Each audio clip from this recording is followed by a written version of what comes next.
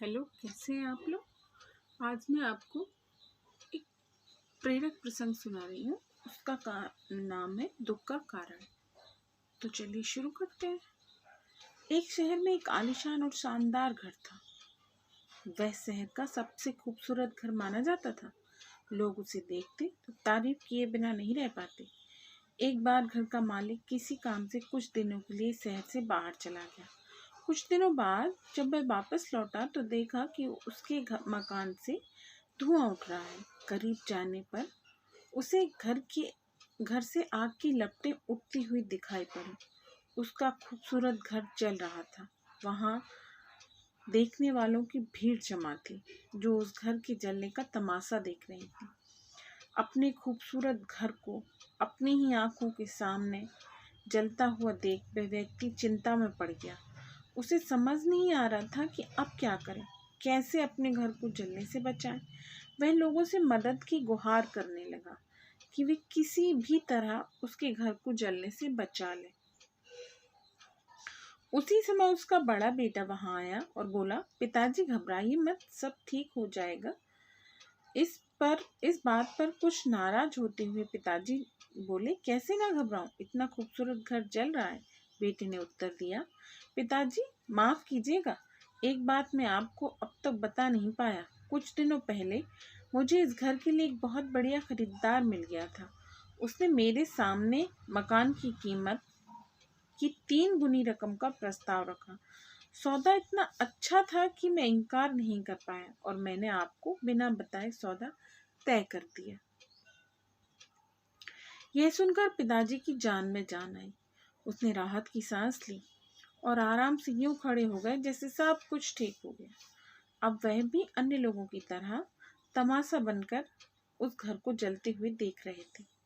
तभी उनका दूसरा बेटा आया और बोला, पिताजी हमारा घर जल रहा है और आप हैं कि बड़े आराम से खड़े हैं, इसे जलता हुआ देख रहे हैं, आप कुछ करते क्यों नहीं। बेटा, चिंता की बात ही नहीं है।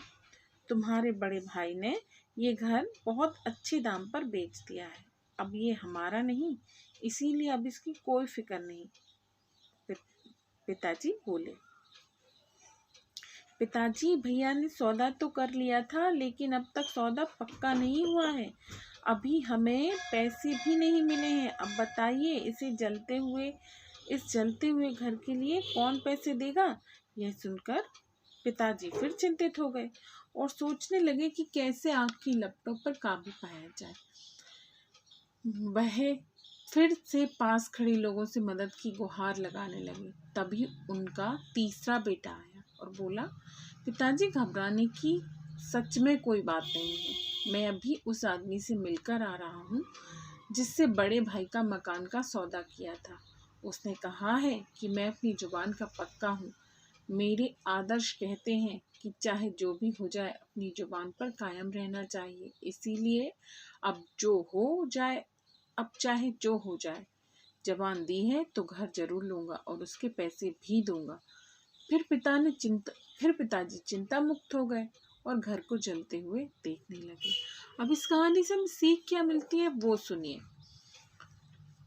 एक ही परिस्थिति में व्यक्ति का व्यवहार भिन्न भिन्न हो सकता है और ये व्यवहार उसकी सोच का कारण होता है।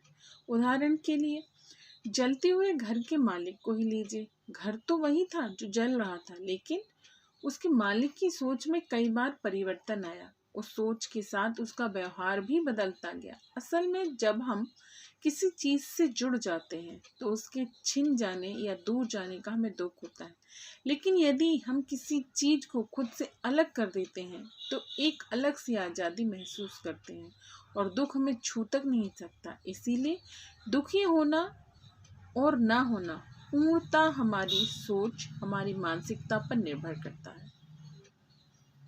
ठीक है, ओके, बाय, टेक केयर।